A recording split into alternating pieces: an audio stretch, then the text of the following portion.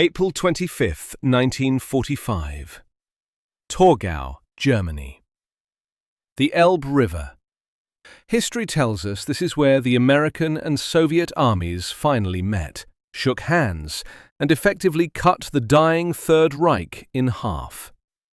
But what if that famous photograph of smiling GIs and Red Army guardsmen was never taken? What if, instead of a handshake, a nervous sentry fired a single shot, or a hardline commander decided that the next global conflict had to start right then and there on the muddy banks of the Elbe? General George S. Patton famously wanted to rearm the surrendered German divisions and push the Soviets all the way back to the Volga River. Winston Churchill was secretly drafting Operation Unthinkable, a massive Allied surprise attack on Soviet forces slated for July of that same year. What if the fragile alliance snapped 2 months early, turning the heart of Europe into a slaughterhouse between the two most powerful military machines the world had ever seen? If you want to dive deep into the grittiest, most uncompromising military history and tactical analysis on the web, hit that subscribe button right now. We do not sugarcoat the brutal realities of war here, so drop a comment below with your thoughts on whether the United States Army could have pushed the Red Army out of Germany in 1945, and make sure your notifications are turned on. To understand how this catastrophic clash would unfold, we have to look past the propaganda of Allied unity and examine the rotting foundation of the US-Soviet relationship. The distrust did not start in 1945. We have to look back to 1918, during the Russian Civil War, when the United States launched the Polar Bear Expedition, sending thousands of American troops into Archangel and Siberia to directly fight the Bolsheviks. The Soviet leadership never forgot that American boots had already been on Russian soil, shooting at their revolutionary ancestors. Fast forward to the spring of 1945, and the geopolitical landscape was a ticking time bomb. President Franklin D. Roosevelt, who had managed a delicate personal relationship with Joseph Stalin at Yalta, was dead. Harry S. Truman had just taken the oath of office on April 12th, and he possessed zero patience for Soviet expansionism. Truman was a hardliner, a Missouri artilleryman from the First World War, who viewed Stalin not as an ally, but as a ruthless dictator, positioning his chess pieces to dominate Eastern Europe. On the Soviet side, Stalin was paranoid, exhausted, and acutely aware that his nation had bled more than any other to break the back of the Wehrmacht. The Red Army had suffered millions of casualties, and Stalin viewed control over Germany and Poland as the absolute minimum payment for Soviet blood.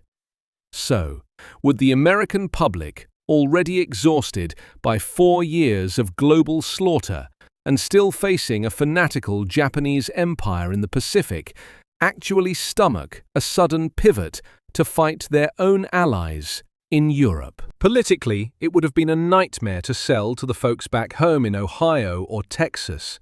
But militarily, the men on the ground were already preparing for it mentally. American GIs and Soviet infantrymen were staring at each other across the Elbe with profound suspicion. The ideological chasm between the democratic capitalist West and the totalitarian communist East was too wide to bridge with a few toasts of vodka. If a firefight broke out between the US 69th Infantry Division and the Soviet 58th Guards Rifle Division at Torgau, it would not have been contained as a mere border skirmish. The chain of command on both sides was primed to escalate. To predict the outcome of this hypothetical World War III starting in April 1945, we must coldly analyze the order of battle, the industrial logistics, and the tactical doctrines of both behemoths.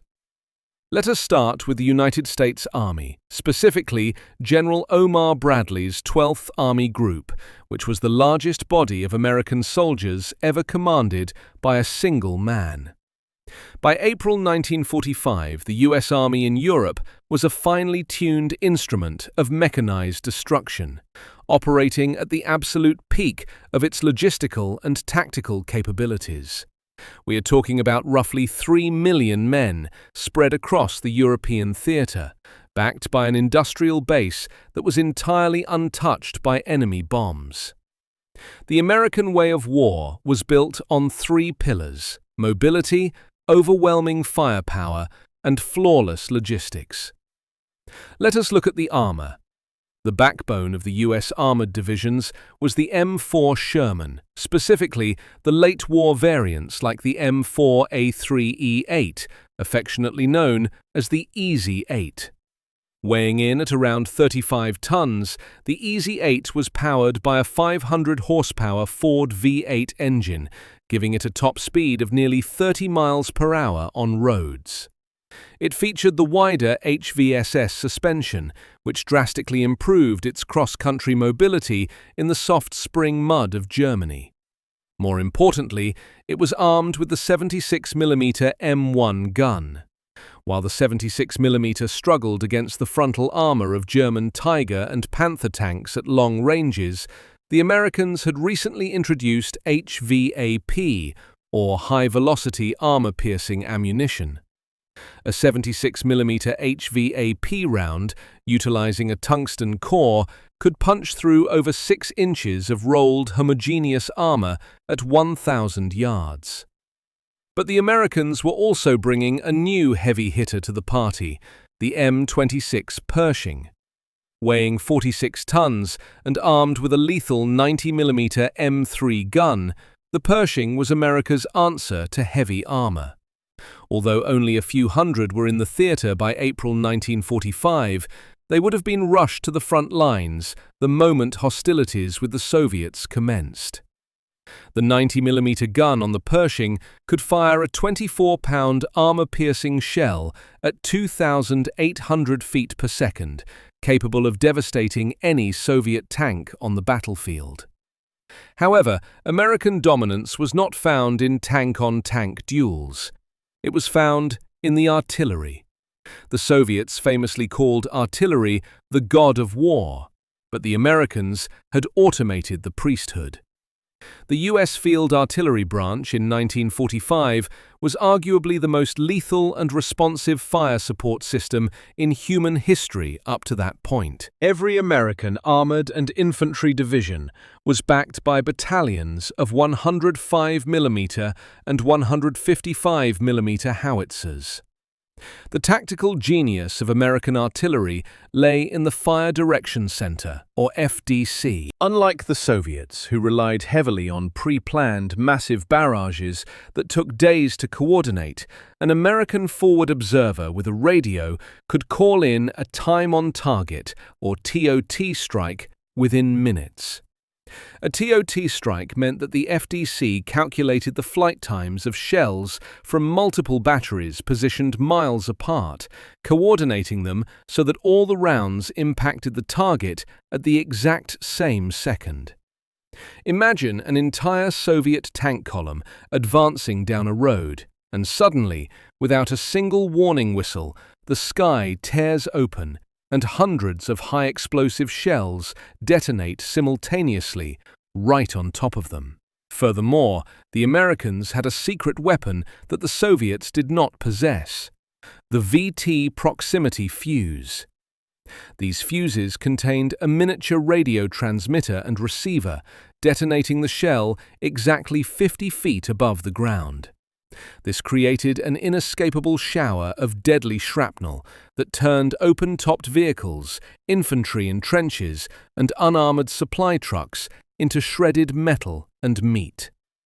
If the Soviets attempted human wave assaults or massed infantry pushes, the proximity-fused artillery of the US Army would have replicated the slaughter of the Somme in 1916, but with terrifying mechanical efficiency. Then we have the United States Army Air Forces. By April 1945, the USAAF had achieved absolute air supremacy over Europe. The skies belonged to the P-51 Mustang and the P-47 Thunderbolt. The P-47, affectionately called the Jug, weighed a massive 17,000 pounds fully loaded and was powered by a 2,000-horsepower Pratt & Whitney radial engine. It was a flying tank, armed with 8 50-caliber machine guns and capable of carrying up to 2,500 pounds of bombs or high-velocity aircraft rockets. The American fighter bombers had spent the last year perfecting the art of close air support, flying cab-rank patrols over the battlefield and waiting for ground controllers to direct them onto enemy armor. How does a Soviet tank brigade commander, accustomed to steamrolling static German defenses under the protective umbrella of their own massive air force, deal with swarms of thunderbolts diving out of the sun, ripping through the thin top armor of his tanks with 50-caliber armor-piercing incendiary rounds? Now, let us turn our cold analysis to the Red Army. Commanded by ruthless, brilliant strategists like Marshal Georgy Zhukov and Marshal Ivan Konev, the Soviet war machine in April 1945 was a terrifying juggernaut of mass and momentum. The First Belarusian Front and the First Ukrainian Front had just smashed through the Zilo Heights and were encircling Berlin. The Red Army fielded over 6 million men on the Eastern Front. Their tactical doctrine was deep battle, a concept designed to crack open the enemy front line with overwhelming artillery and infantry, and then pour massive independent tank armies into the operational depth of the enemy rear, destroying logistics and command centers. The spearhead of the Soviet armored forces was the T-34-85 medium tank.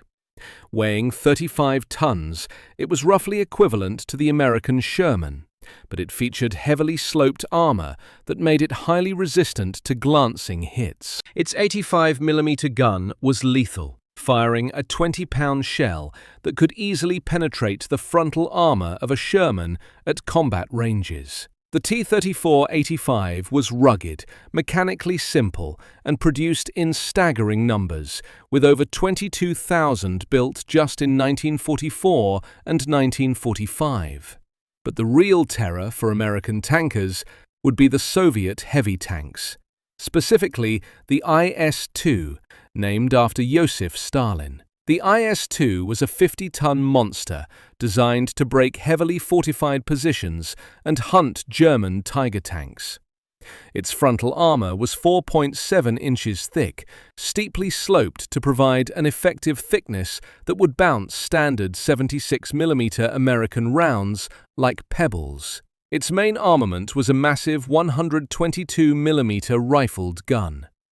The kinetic energy of a 55-pound armor-piercing shell from an IS-2 was so immense that even if it failed to penetrate the armor of a Sherman, the sheer concussive force of the impact could spall the interior armor, sending lethal fragments bouncing around the crew compartment, or simply rip the turret clean off the turret ring. However, the IS-2 had severe tactical limitations.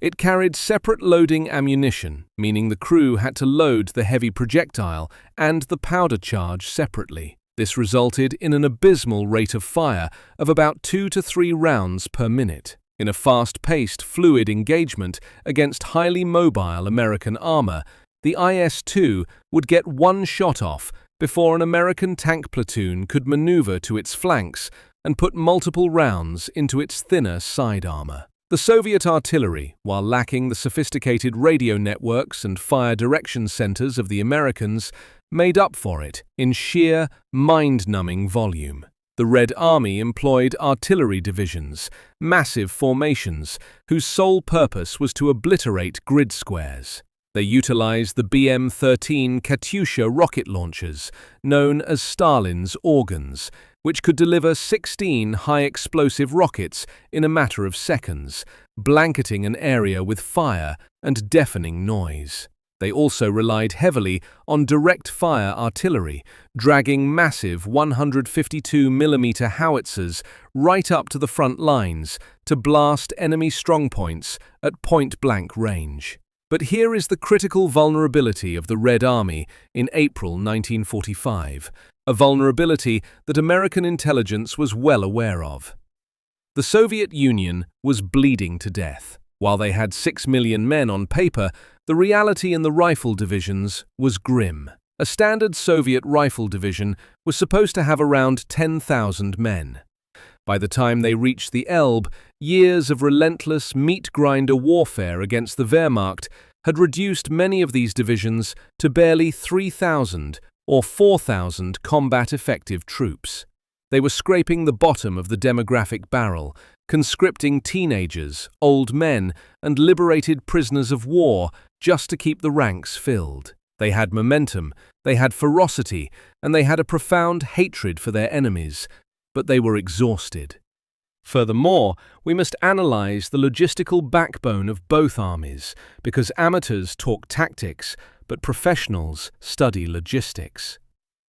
The American logistical network in Europe was a marvel of industrial engineering. The Red Ball Express and its successor truck routes utilized over 6,000 2.5-ton GMC trucks, the famous Deuce and a Half, moving thousands of tons of ammunition, fuel, and rations from the ports of France and Belgium directly to the front lines every single day. The US Army had the fuel to maneuver, the artillery shells to sustain continuous barrages, and the medical infrastructure to treat their wounded. The Soviet logistical situation, on the other hand, was a bizarre paradox. They had managed to relocate their heavy industry past the Ural Mountains, churning out tanks and artillery pieces at an astonishing rate. But their tactical mobility, the very trucks that brought the fuel to the T-34s and towed the artillery pieces, was overwhelmingly American. Under the Lend-Lease Act, the United States had shipped over 400,000 trucks and jeeps to the Soviet Union, primarily the Studebaker US-6 2.5-ton truck.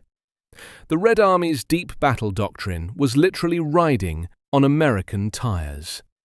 If a war broke out at the Elbe, the United States would immediately sever the Lend-Lease pipeline.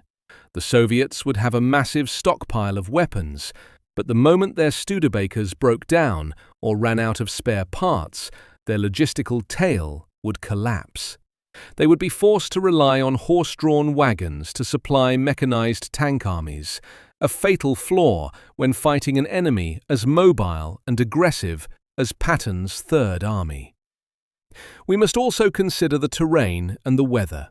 April in Germany means spring thaw, the Rasputitsa, turning unpaved roads and fields into thick, sucking mud.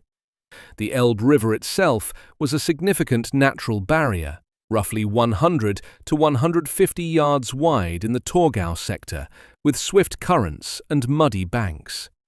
All the major bridges had been blown by retreating German forces. If hostilities commenced, both sides would be separated by this watery divide, forcing an immediate, brutal contest for bridgeheads. The Americans possessed superior combat engineering capabilities, utilizing Bailey bridges and pontoon systems that could be erected under fire in a matter of hours. The Soviets were equally adept at river crossings, often using improvised rafts and sheer human wave determination to secure a foothold. But crossing a river against a shattered German defense is one thing.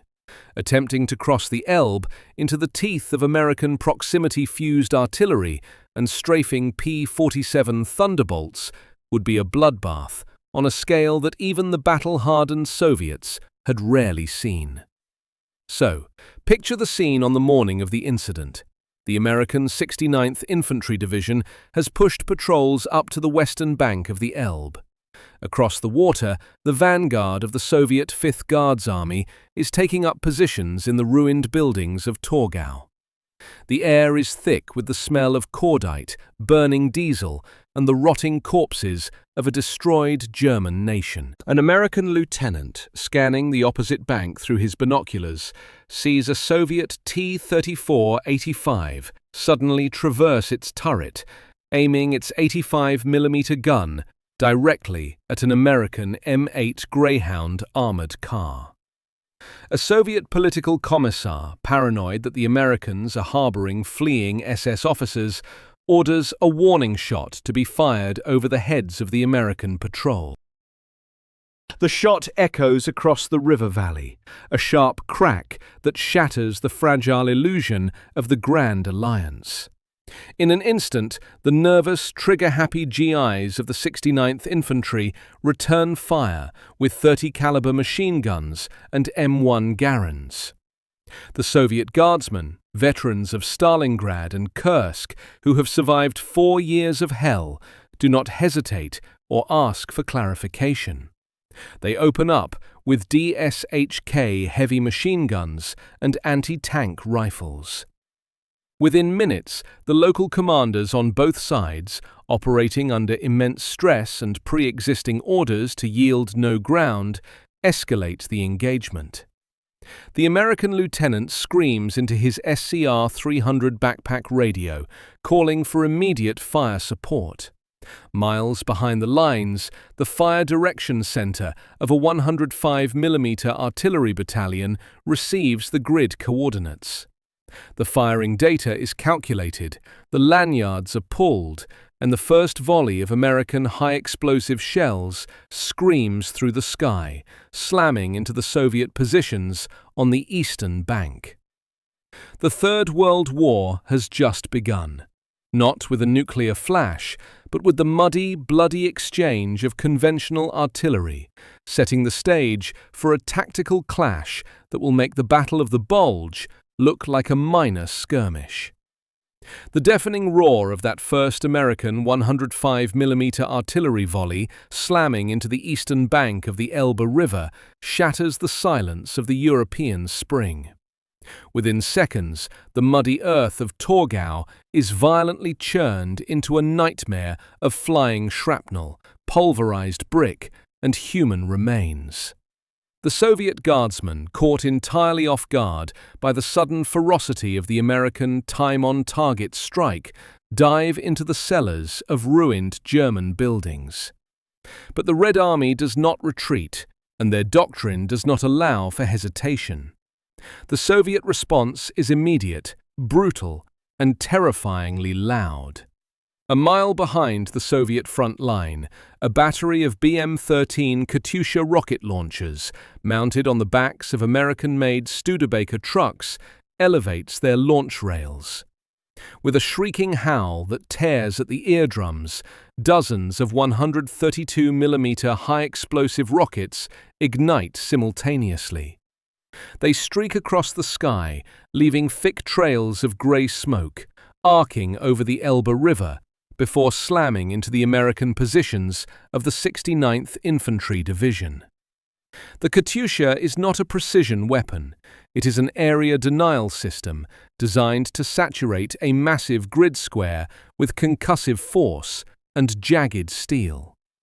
For the American GIs, accustomed to the relatively predictable rhythm of German artillery, this sudden, screaming deluge of rockets is a psychological shock. But how does a modern, industrialized army respond to a blind area saturation attack? The United States Army answers with mathematical, cold-blooded precision. American artillery battalions are equipped with sophisticated counter-battery technology, including sound-ranging equipment and adapted SCR-584 radar systems. These radar units, originally designed to track Luftwaffe bombers, can actually track the trajectory of incoming artillery shells and rockets in mid-air. Within minutes of the first Katyusha launch, American fire direction centers calculate the exact coordinates of the Soviet rocket trucks. Before the Soviet crews can even finish packing up their launchers to relocate, a devastating counter-barrage from American 155mm long-tom howitzers obliterates their staging area. This rapid, technology-driven counter-battery fire is a tactical advantage the Soviets have never faced on the Eastern Front. Down in the mud, along the riverbanks, the infantry fight begins to unfold, revealing a stark contrast in squad-level firepower and combat philosophy. Let us dissect the basic building blocks of both armies. The American Rifle Squad consists of 12 men, built around the devastating suppressive fire of the M1918A2 Browning Automatic Rifle, or BAR. The rest of the squad is armed with the M1 Garand, a semi-automatic masterpiece firing the powerful .30-06 cartridge. An American infantryman can fire 8 aimed rounds in a matter of seconds, reload with an en-bloc clip, and continue firing with lethal accuracy out to 400 yards. Across the river, the standard Soviet rifle squad operates with 9 men. Their primary weapon is the PPSH-41 submachine gun, a rugged, brutally effective weapon firing a 7.62mm pistol cartridge from a massive 71-round drum magazine. At 50 yards, inside a trench or a ruined building, a Soviet squad equipped with PPSH-41s can unleash a storm of 900 rounds per minute, sweeping a room clear of life in seconds. But the Elbe River is 150 yards wide, and the American defensive positions are dug in another 100 yards back from the bank. At 250 yards, the pistol-caliber rounds of the Soviet submachine guns lose their kinetic energy and drop harmlessly into the mud.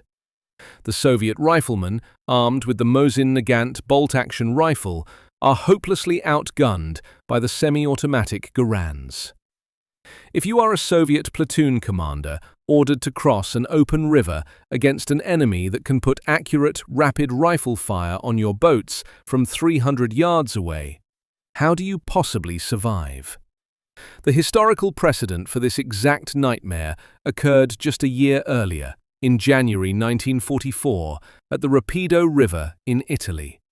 There, the American 36th Infantry Division attempted a hasty river crossing against dug-in German defenders and suffered catastrophic casualties, losing over 2,000 men in a matter of hours.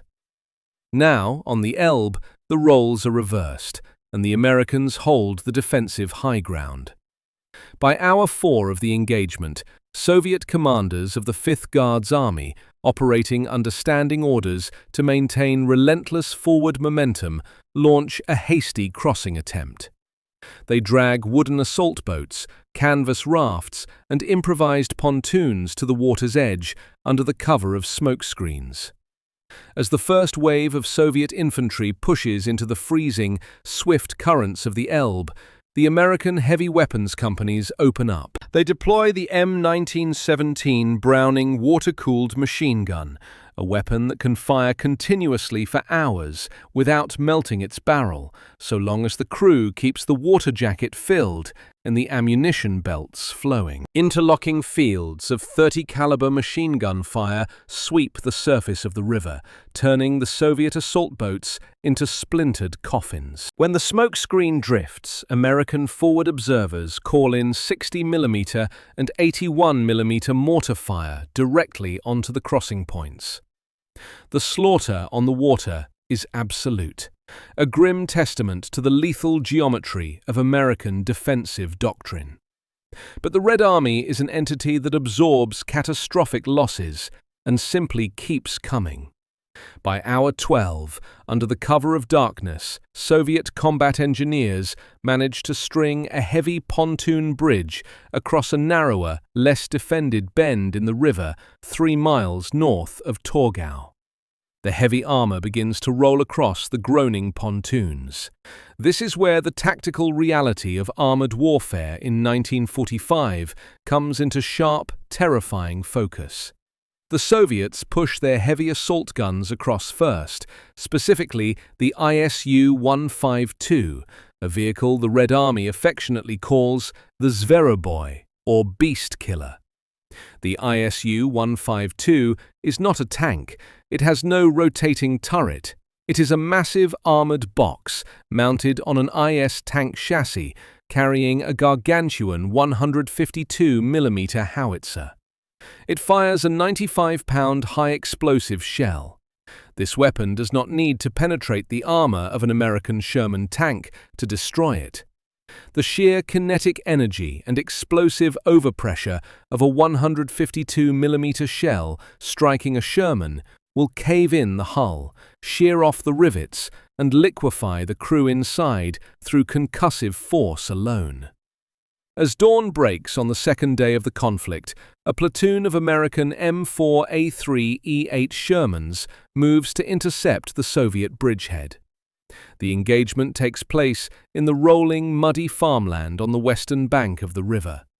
The American Shermans have a distinct technological advantage that is often overlooked in historical debates: the gyro-stabilizer. While primitive by modern standards, the Sherman's main gun is stabilized in the vertical axis, allowing the American gunner to keep his sights relatively on target while the tank is moving over rough terrain at 15 miles per hour. The Soviet IS-152 and T-34-85 tanks must come to a complete halt to fire with any degree of accuracy. Furthermore, every single American tank is equipped with a high-quality two-way radio, allowing the tank commander to coordinate flanking maneuvers with his platoon in real time. Many Soviet tanks, especially the older models still in service, only have radios for the platoon leader, forcing the rest of the tanks to rely on hand signals or simply follow the leader into the fray. In the chaotic, swirling smoke of a meeting engagement, communication is the difference between life and death. An American tank commander spots the massive silhouette of an IS-152 lumbering out of a tree line at 800 yards. He knows his 76mm gun cannot penetrate the thick, sloped frontal armor of the Soviet beast. Do you stand your ground and trade shots with a machine that can vaporize you, or do you use your superior mobility and communication to survive? The American commander radios his wingman to lay down white phosphorus smoke rounds, blinding the Soviet crew. The Shermans gun their 500-horsepower Ford V8 engines, accelerating to 30 miles per hour, swinging wide to the left flank. The IS-152, lacking a turret, has to physically pivot its entire 45-ton chassis in the deep mud to track the fast-moving Americans. It is too slow. The Shermans close the distance to 400 yards, achieve a 90-degree angle on the Soviet assault gun, and fire 76mm high-velocity armor-piercing rounds into its thinner side armor. The tungsten cores punch through the steel, igniting the massive 152mm powder charges stored inside the Soviet vehicle. The resulting catastrophic detonation blows the armored casemate completely off the chassis in a pillar of blinding white fire. But the Americans cannot celebrate, because behind the assault guns come the swarms of T-34-85s. The Soviet doctrine of deep battle relies on overwhelming local superiority. For every Sherman maneuvering in the mud, there are 3 T-34s rushing forward, closing the distance to bring their lethal 85mm guns into play. The American armored infantry, riding into battle in M3 half-tracks, are forced to dismount and fight a brutal close-quarters action in the farmhouses and irrigation ditches. They deploy the M9 bazooka, firing a shaped charge warhead that can burn through the side armor of a T-34, but requires the operator to get within 100 yards of the enemy tank. The Soviet infantry, riding on the back decks of the advancing tanks, leap off and clear the ditches with their PPSH-41 submachine guns and anti-tank grenades. It is a grinding, point-blank slaughter that mirrors the horrific blind combat of the Wilderness Campaign during the American Civil War, where tactical finesse is replaced by sheer, bloody attrition. By hour 24, the weather clears, and the ultimate trump card of the United States military arrives over the battlefield. The 9th Tactical Air Command unleashes its fighter bombers. Hundreds of P-47 Thunderbolts and P-38 Lightnings swarm the skies above the Elbe River. The P-47 is armed with 5-inch high-velocity aircraft rockets, or HVARs. Each rocket packs the explosive yield of a 105mm artillery shell. The American pilots, veterans of Normandy and the Battle of the Bulge, initiate a systematic, methodical destruction of the Soviet bridgehead. They dive out of the sun at 400 miles per hour, unleashing salvos of rockets into the tightly packed columns of Soviet armor waiting to cross the pontoon bridges. The Soviet anti-aircraft fire is intense, filling the sky with 37mm flak, but the P-47 is a flying anvil, capable of absorbing massive damage and returning its pilot home. But the Soviet Air Force, the VVS, does not cede the airspace willingly. Squadrons of Yak-3 and LA-7 fighters scramble from dirt airstrips just miles behind the front lines. The Yak-3 is a lightweight, highly maneuverable fighter, constructed partially of wood and canvas to save weight. Below 15,000 feet, the Yak-3 can outturn and outclimb almost any American fighter in the sky. The low-altitude dogfights over the Elbe are vicious, swirling furballs of machine gun fire and burning aircraft. American P-51 Mustang pilots quickly realize they cannot engage the Yaks in a turning fight on the deck. They must rely on energy fighting, using their superior speed and high-altitude performance to dive on the Soviets, fire a burst from their 650 caliber machine guns, and use their momentum to climb back out of reach. Can an air force built entirely around supporting ground troops in low-altitude brawls truly defeat an American aviation armada that has spent the last 2 years systematically hunting the mighty German Luftwaffe to absolute extinction? As the air war rages, General George S. Patton, commanding the U.S. Third Army to the south, receives the flash traffic detailing the outbreak of hostilities. Patton does not ask for clarification or diplomatic pauses. He immediately orders the 11th Armored Division to pivot north, abandoning their drive into Czechoslovakia, and orders them to strike the exposed southern flank of the Soviet First Ukrainian Front. The localized firefight at Torgau has now metastasized into a theater-wide operational maneuver. By hour 48, the American forces initiate their own bridging operations. U.S. combat engineers, operating under the protective umbrella of proximity-fused artillery barrages that shred any Soviet infantry attempting to approach the riverbanks, begin assembling heavy steel treadway bridges. These engineers work waist-deep in the freezing water under constant harassment from Soviet 122mm mortar fire. The casualties among the engineering battalions are horrific, mirroring the brutal urban combat experienced by American troops during the Battle of Aachen in late 1944. Once the treadway bridges are locked into place, the real monsters of the American arsenal are unleashed. The M26 Pershing heavy tanks, weighing 46 tons and armed with the devastating 90mm gun, roll across the Elbe River and onto Soviet-held territory. The Pershings are immediately engaged by dug-in Soviet IS-2 heavy tanks in the ruined outskirts of Torgau. The urban combat that follows is a terrifying game of cat and mouse played with 50-ton steel machines. American infantry push through the rubble alongside the Pershings, using white phosphorus grenades and M2 flamethrowers to burn Soviet anti-tank teams out of the cellars. The Soviets respond by using massive explosive satchel charges, dropping them from the upper floors of ruined buildings onto the thin roof armor of the American tanks. The city of Torgau, already heavily damaged by years of war, is reduced to a pulverized, burning wasteland of concrete dust and twisted metal.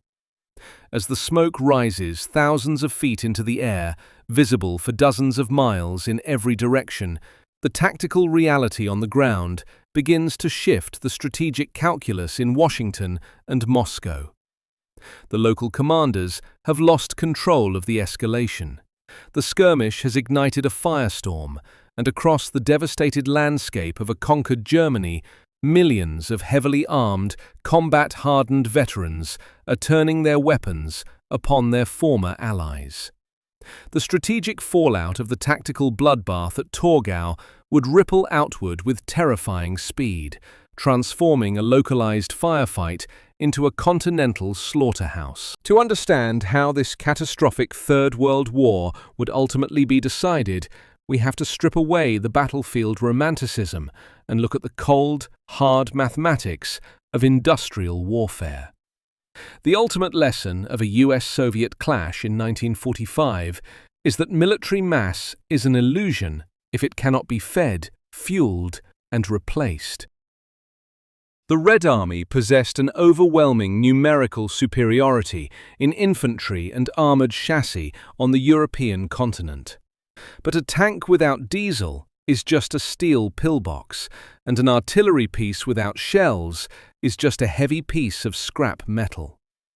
Could the Soviet state, already bled white by 4 years of total war, survive the sudden amputation of its American life support system? The answer lies in the unglamorous world of logistics and global supply chains. By April 1945, the Soviet Union was entirely dependent on the United States for the high-octane aviation fuel that kept its fighter squadrons in the air. More critically, the Soviet rail network, the absolute lifeblood of their deep battle doctrine, was running on American steel. The United States had shipped over 1,900 steam locomotives and 11,000 rail cars to the Soviet Union through the Persian Corridor and the Arctic convoys. The moment hostilities commenced at the Elbe River, the United States Navy would immediately blockade every Soviet port, and the Lend-Lease pipeline would be violently severed. Within weeks, the Soviet logistical tail would begin to cannibalize itself.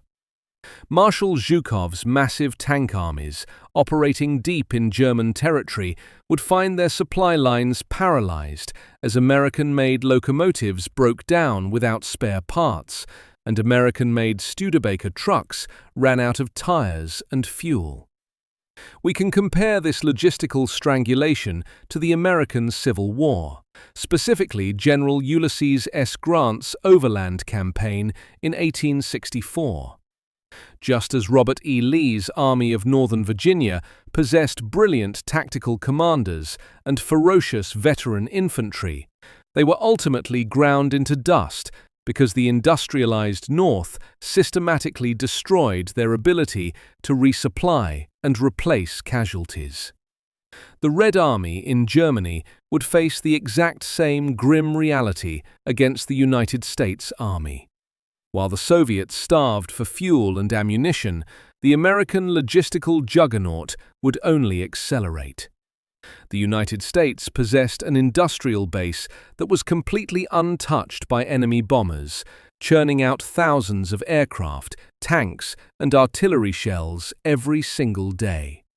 The US Army had established a massive, highly efficient supply network stretching from the deep water ports of Antwerp and Cherbourg directly to the front lines. They utilized the Pluto system, the pipeline under the ocean, to pump millions of gallons of refined fuel directly from Great Britain to the European mainland. This meant that General George S. Patton's armored divisions could maneuver with relentless high-speed aggression, completely unconstrained by fuel shortages. From an intelligence perspective, the conflict would pit Soviet human espionage against American signals intelligence. The Soviet NKVD had deeply penetrated the Manhattan Project and various British government institutions, providing Stalin with a terrifyingly accurate picture of Allied strategic capabilities. However, on the tactical battlefield, the Soviet communications network was primitive and highly vulnerable.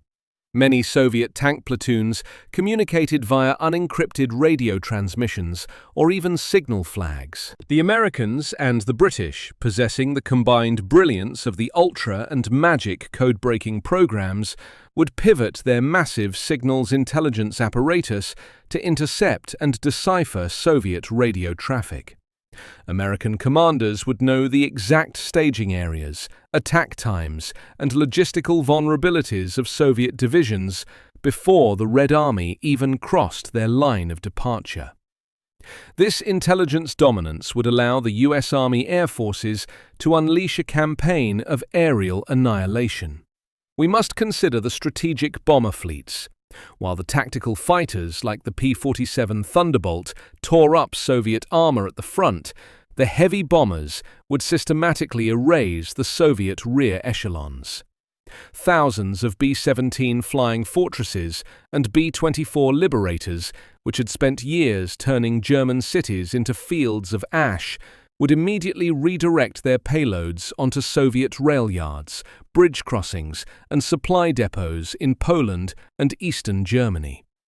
The Soviet air defense forces, lacking radar-directed anti-aircraft artillery and high-altitude interceptors capable of reaching the massive American bomber streams, would be virtually helpless to stop the destruction of their logistical bottlenecks. But how would the American public, exhausted by years of global conflict, react to a sudden massive war against a former ally? President Harry S. Truman would face a monumental political crisis. The American home front was demanding demobilization, and the mothers and fathers of American GEs were expecting their sons to come home, not to be fed into a meat grinder against millions of fanatical Soviet troops. Truman would have to rely heavily on the emerging anti-communist sentiment and the brutal reality that Stalin was already installing totalitarian puppet regimes across Eastern Europe. The propaganda machine would pivot overnight, framing the conflict not as a war of choice, but as a desperate defense of Western civilization against a red tide of tyranny. Economically, the United States was the only nation on Earth capable of financing this apocalyptic struggle. The US held the vast majority of the world's gold reserves and possessed a gross domestic product that dwarfed the rest of the world combined. The Soviet economy, conversely, was entirely geared toward total war production at the expense of basic human survival. Millions of Soviet citizens had already starved to death, and agricultural production had plummeted because every able-bodied man had been conscripted into the army. Stalin was relying on the conquered territories of Eastern Europe to feed his armies, but American strategic bombing would quickly sever the rail lines required to transport that stolen grain. As the war dragged into the summer of 1945, the tactical realities on the ground would begin to mirror the darkest days of the Korean War, specifically the horrific battles around the Chosin Reservoir. American infantry units, heavily outnumbered, would face relentless massed night attacks by Soviet infantry. The psychological toll of defending against human wave assaults, listening to the screams of thousands of men charging through the darkness, would be devastating for the American GIs. But unlike the early days of the Korean War, the US Army in Europe in 1945 was fully mechanized, heavily armored, and supported by the most lethal artillery network on the planet. When the Soviet infantry charged, they would be met by interlocking walls of 50-caliber machine gun fire, proximity-fused artillery shells that detonated in the air to rain jagged steel downward, and the devastating white phosphorus rounds of American mortars. The casualty figures would stagger the imagination. In a matter of months, the death toll would likely surpass the entire American loss of life in the European theater against Nazi Germany. The Soviet losses, fighting a highly mobile, technologically superior enemy without adequate air cover or logistical support, would be measured in the millions. We can also draw a direct parallel to the Meuse-Argonne offensive of World War I, where American forces faced a heavily entrenched, desperate enemy in unforgiving terrain. The push eastward into Poland and toward the Soviet border would be a grinding, agonizing war of attrition. Every river crossing, every ruined city, and every dense forest would become a fortress that had to be reduced to rubble by American heavy artillery before the infantry could advance. But the ultimate trump card, the weapon that would definitively end this hypothetical World War III, was waiting in the deserts of New Mexico. In July 1945, the United States successfully detonated the first atomic bomb during the Trinity test. If American forces were bogged down in a horrific war of attrition in Central Europe, taking tens of thousands of casualties a week, President Truman would not hesitate to use the ultimate weapon. Specially modified silverplate B-29 superfortresses deployed to air bases in Great Britain or France would carry the atomic fire to the east. The targets would not be Japanese cities, but massive Soviet troop concentrations, logistical hubs, and command centers in Eastern Europe. Imagine a 15-kiloton atomic weapon detonating directly over a massive Soviet staging area in Warsaw or a critical rail junction in Brest. The sudden, blinding flash of nuclear fire would vaporize entire Soviet tank armies in an instant, melting the steel of their T-34s and incinerating tens of thousands of men before they even heard the blast. The psychological shock of atomic warfare, combined with the total collapse of their logistical network and the relentless slaughter of their frontline troops by American conventional firepower, would eventually break even the iron will of the Soviet state. The Red Army would be forced to retreat eastward, leaving behind a Europe that had been completely pulverized by the two most destructive military machines in human history. The United States would emerge victorious, but it would be a victory built on a mountain of corpses and a continent reduced to radioactive ash. The clash at the Elbe River forces us to confront a terrifying truth about human conflict. Alliances are rarely forged in brotherhood. They are forged in the temporary alignment of desperate interests. And when those interests diverge, the weapons of liberation can instantly become the instruments of annihilation. Now it is your turn to weigh in on this brutal hypothetical scenario. If the US and Soviet armies fought in 1945, what would be the single most decisive factor in the conflict? A. American air supremacy and close air support. B. The total collapse of Soviet logistics without US lend-lease. C. The deployment of the atomic bomb on European soil. Drop your choice and your reasoning in the comments below, and do not forget to subscribe for more uncompromising tactical history.